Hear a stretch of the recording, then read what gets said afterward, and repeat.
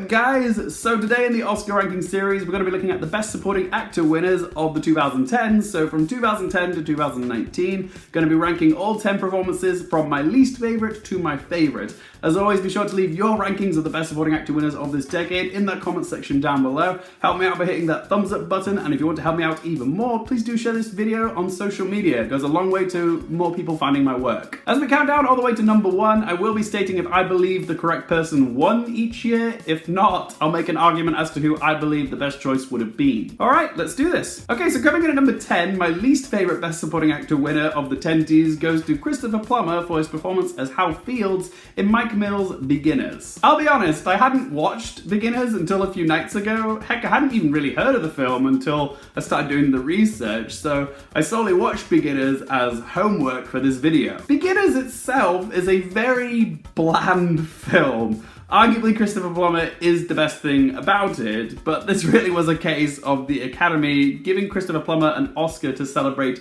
his entire career rather than his best performance. While I enjoyed Christopher Plummer's sweet and humble performance as a late-in-life, out-of-the-closet homosexual, I wasn't blown away by it. I think the fact that I hadn't even heard of Beginners until I did the research for this video is evidence of just how forgettable this film is. I never hear anyone talking about this film anymore. It just came and went. My point is that the movie is kind of bland, and I've seen Christopher Plummer do far better work, so overall it's a bit of an underwhelming win, but when you look at the selection of nominees for Best Supporting Actor that year, it was severely underwhelming. I might have gone with Kenneth Branagh for his turn as Laurence Olivier in My Week with Marilyn, but I can see why the Academy chose to honour one of their veterans for a long and impressive career. Okay, next on the countdown, we have one of the more problematic winners of the past decade. It's Jared Leto for his performance as transgender character Rayon in Jean-Marc Vallée's Dallas Buyers Club. The world has changed a great deal in the short time that Jared Leto won his Oscar. Trans visibility and casting in TV shows and movies has become a hot topic in the industry, and it's why Jared Leto winning an Oscar for playing a transgender woman hasn't aged particularly well. Obviously, Leto's intentions were never to harm. It's clear that he cared a great deal about this role and this film. Leto does provide the heart of Dallas Buyers Club, as well as the catalyst for Matthew McConaughey's character growth from bigot to caring friend. Their unlikely friendship is very touching. However, so much about the character of Rayon, as well as the casting of Leto, is in retrospect in poor taste. Firstly, hiring a cisgendered man to play a transgendered woman was very short-sighted. It also doesn't help their case that while Dallas Buyers Club is based on the true story of Ron Woodruff, the character of Rayon was completely fictional. Also, the way that Rayon is written and Leto's characterization of her is fairly stereotypical. She's the tragically doomed transgender character, a drug-addicted, pre-op transsexual prostitute who's also used as the comic relief. And Leto's Rayon at times reads more like a man doing drag than someone who believes that they're fundamentally a woman. Did the correct person win that year though? I don't think so. Looking back at the nominees for that year, it was an interesting year, a very eclectic mix of performances, but I remember being so rattled by Barkhad Abdi in Captain Phillips. This complete newcomer came out of nowhere and went head-to-head with acting great Tom Hanks and completely held his own as the terrifying pirate Abduwali Muse. He would have been my pick. I didn't mind Leto winning at the time, but my opinion definitely has shifted over the years. Okay, so next up at number 8 might surprise a few of you because I both love this actor and the movie. It's Brad Pitt for his performance as stuntman Cliff Booth in Quentin Tarantino's Once Upon a Time in Hollywood. It's interesting how the mentality of the Academy voting body works some years. Occasionally, an actor will have 2 impressive performances in different movies in the same year, but the Academy will rally behind the actor for the wrong film. I much preferred Brad Pitt's understated performance in Ad Astra than I did his cool and sexy Cliff Booth in Once Upon a Time in Hollywood. Don't get me wrong, I love Brad Pitt in Hollywood, but it is a performance which plays into Brad Pitt's strengths. He's cool and charismatic, which is something that Brad Pitt is known for in the real world. So there's not a lot of distance traveled for Brad Pitt to get to Cliff Booth. My theory is that because Joaquin Phoenix was the clear and obvious frontrunner for Best Actor for playing Joker that year, that there was no possible way that Brad Pitt was going to be able to win for Ad Astra. So they decided to shift the focus and praise onto his supporting work in Hollywood. Like Christopher Plummer, I think the Academy probably thought this was Brad Pitt's turn. This was his 4th acting nomination, plus all the other nominees in his category that year, Hanks, Hopkins, Pacino, and Pesci, all had previously won an Oscar, and it's always nice to see someone win their first. Side note, Brad Pitt has previously won an Oscar for producing 12 Years a Slave. Again, I love Brad Pitt in Hollywood. I think he was worthy of the nomination, and I was so happy that he won. When looking at the nominees that year, my favourite performance of the bunch was Joe Pesci in The Irishman, but deep down, I did want to see Brad Pitt win it. It might not be his most challenging role, but he was certainly a worthy winner. If you guys want to follow me on any social media, Twitter, Instagram, or Letterboxd, all those links in the video description down below. Okay, so next up at number 7, we have Mark Rylance for his quietly effective performance as Soviet spy Rudolf Abel in Steven Spielberg's Bridge of Spies. I can remember seeing Bridge of Spies in the cinema, and I remember being hypnotized by Mark Rylance during the opening sequence. Not only is it a masterclass of direction from Spielberg, but it's astonishing how Rylance can be so transfixing without doing much of anything. He's just this ordinary, unassuming, middle-aged man that you wouldn't look twice at on the street, and yet there's a magnetism to him. Rylance doesn't even have a whole lot of screen time in Bridge of Spies, but the film only enriches each time that he's on screen. That's the mark of a good performance, when you actually miss seeing a character on the screen. Was Rylance the right choice though? This was a year where there was a little bit of an upset. Many thought, myself included, that Sylvester Stallone would be the one to take home the Oscar for reprising his role which shot him to stardom, Rocky Balboa in the film Creed. You gotta admit, that's a juicy narrative that the Academy usually goes for, especially given that both Stallone and the character Rocky were always seen as underdogs. The hook was baited, but for some reason, the Academy didn't bite. They're very different types of performances, but in the end, I didn't mind Mark Rylance winning because I thought it was the stronger performance. However, Sylvester Stallone probably would have been a more satisfying win. If you guys are enjoying my video, please help support my channel by hitting that thumbs up button. Don't cost you anything. Okay, so next on the list we have the first of Mahershala Ali's 2 wins, the first being for his 2nd Oscar win for Best Supporting Actor. That was for playing Dr. Don Shirley in Peter Farrelly's Green Book. I had a really hard time trying to decide where to put both of Mahershala's entries on this list, because he is so good in everything, and while I loved him in Green Book, I couldn't bring myself to put him higher on the list, and the weird thing is, I'm not even sure why. I think on some level it's because Green Book hasn't aged particularly well. More controversy surrounds this film than positivity, but that's not much of a reason to penalise Mahershala Ali because his performance in Green Book is wonderful. I also think it's partly because he was in the wrong category for this film.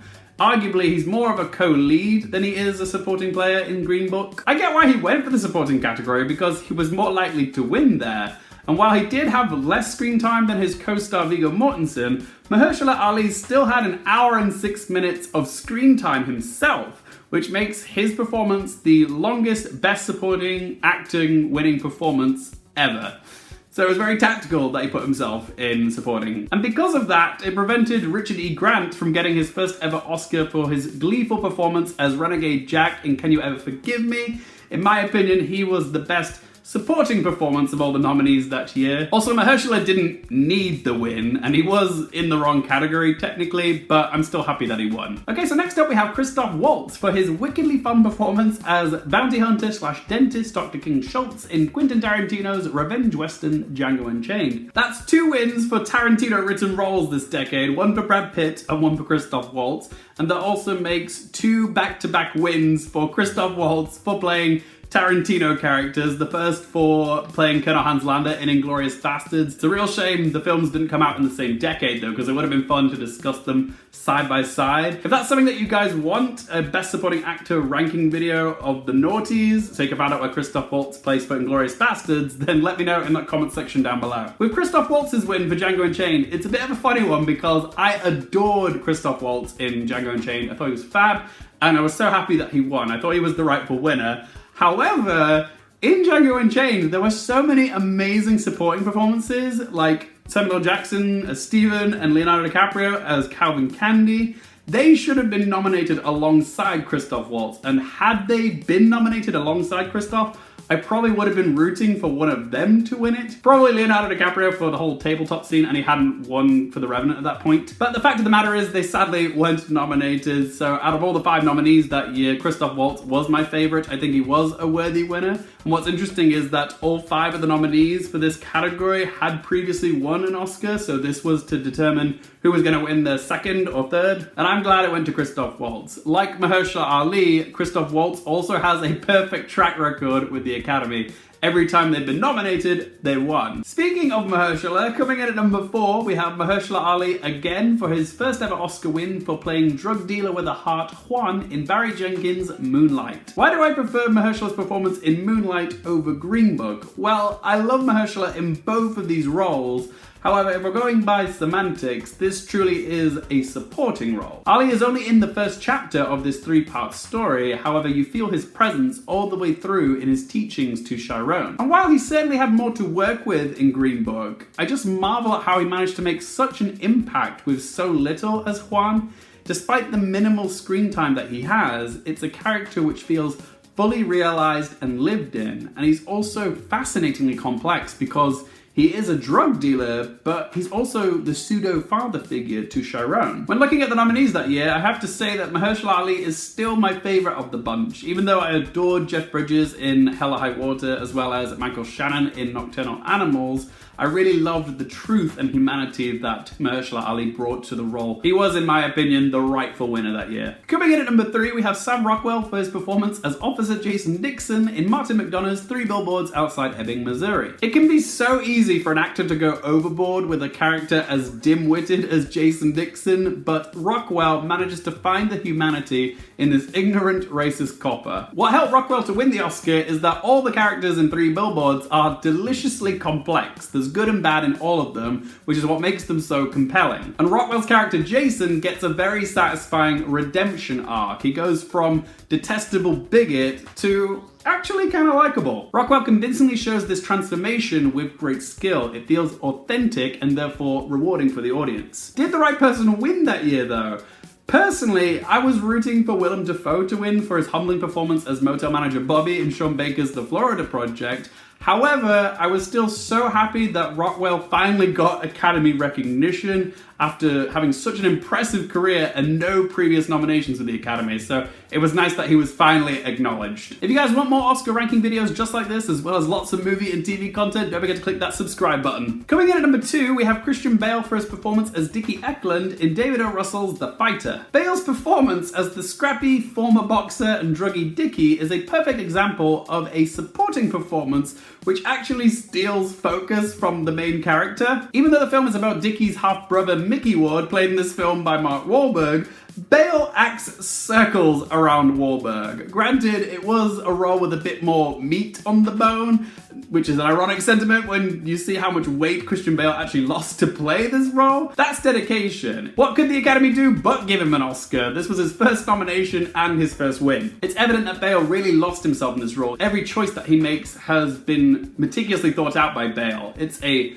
big performance, but it's also expertly executed. And he's so good in this film that every second that he's not on the screen, you're wondering, I wonder what Dicky's getting up to. Did the right person win that year? Definitely. Some great work from Jeffrey Rush, Mark Ruffalo, and Jeremy Renner. However, Bale's performance is by far the most memorable. Which brings us to number 1. I mean, most of you probably knew before you even clicked on this video who was gonna get the top spot, because I think everybody would probably pick this person to be the number 1. I guess we'll find out in the comments section, but not only was this person the obvious best supporting actor performance of the decade, it's one of the best performances of all time. It's J.K. Simmons for his fantastic performance as the cantankerous teacher Terrence Fletcher in Damien Chazelle's Whiplash. I mean, it seems a bit redundant to explain why J.K. Simmons gets the top spot, but for those of you that want some justification, J.K. Simmons is an absolute tour de force as Fletcher, an abusive and terrifying teacher who pushes his students to greatness through blunt force, whether it be emotionally, psychologically, or physically. This was the role that J.K. Simmons was born to play and will undoubtedly be what he's best remembered for. He swept